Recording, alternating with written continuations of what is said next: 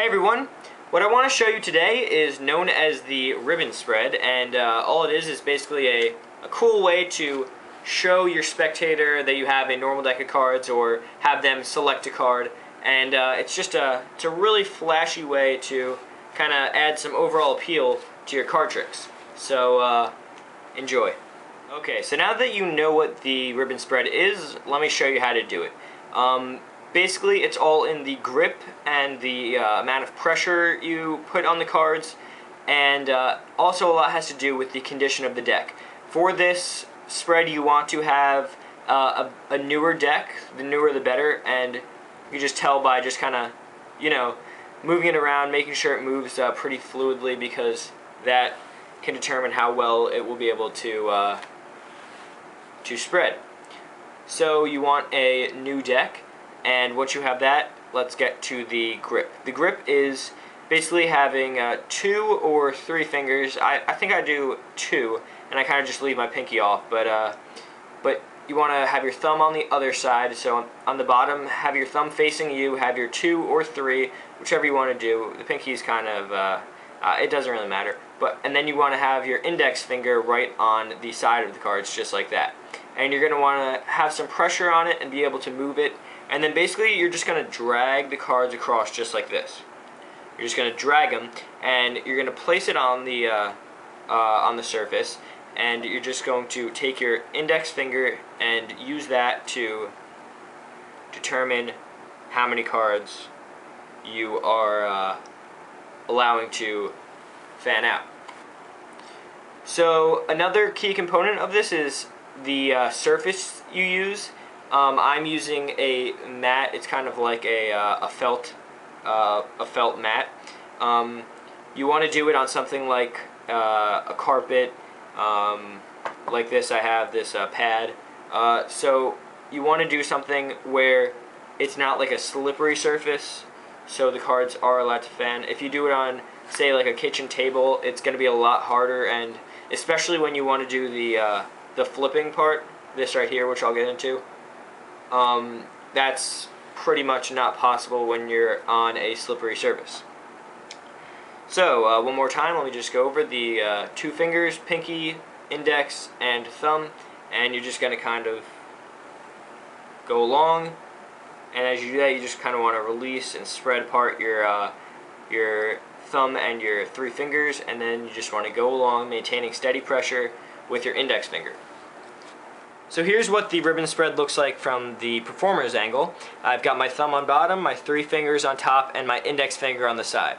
So I'm just going to, this is without my index finger, I'm just going to spread the cards out like that. And you can see I have the basic spread, but I don't have the consistency that I'm looking for. So I use my index finger to kind of allow as much pressure as I want, and I push down on the cards, and I use my index finger to release as many cards as I want. And I get that nice, consistent fan. So basically you want to just move at a nice, even pace and get all the cards down using the same pressure, the same speed, and that will get you that nice, consistent spread. So once you have fooled around and mastered the basic spread, the next part is basically just keep on playing around and kind of getting used to it. Do some cool different shapes. You can do the classic arc like that. You could do wavy lines. It's very cool what you can create with this simple spread. But the next part of this is creating that wave, that the cards flipping over, which makes this move so much better. So to do that, you're going to want to get a nice consistent spread. You're going to take your thumb and index and middle finger, and right where you started with the spread, you're going to start there, lift up the first few cards, and just kind of tip it over just like that. And you want to kind of send it hard so that it finishes. If you do it too lightly, you'll notice that maybe it won't make it all the way through, and you have to press down a little harder, and it'll get stuck, and that doesn't look too good. So give it a nice hard push, and it should make it through.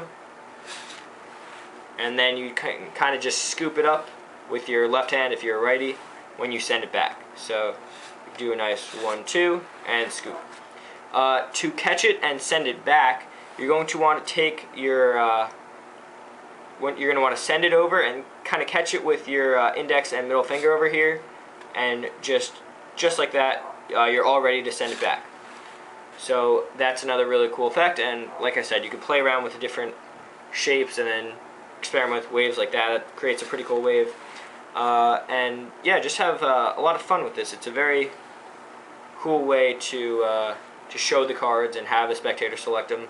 Another way of doing the wave is by taking out the bottom card, and you can kind of just go along the top of the cards just like that. And another thing you can do is you can do that, go across, grab another card from the opposite end, and kind of create two little peaks. So that's pretty cool too. And you can kind of bring them back together and finish it off. So there are plenty of different things you can do with this. It's a very cool way to make your card tricks look nicer, and it can really just make any easy, simple card trick into a really challenging and difficult looking trick just by doing a few simple moves that will really wow the spectator. So if you have any questions, comment and I'll be happy to answer. Remember to check out Tags Magic on Facebook and Twitter, and thanks again for watching.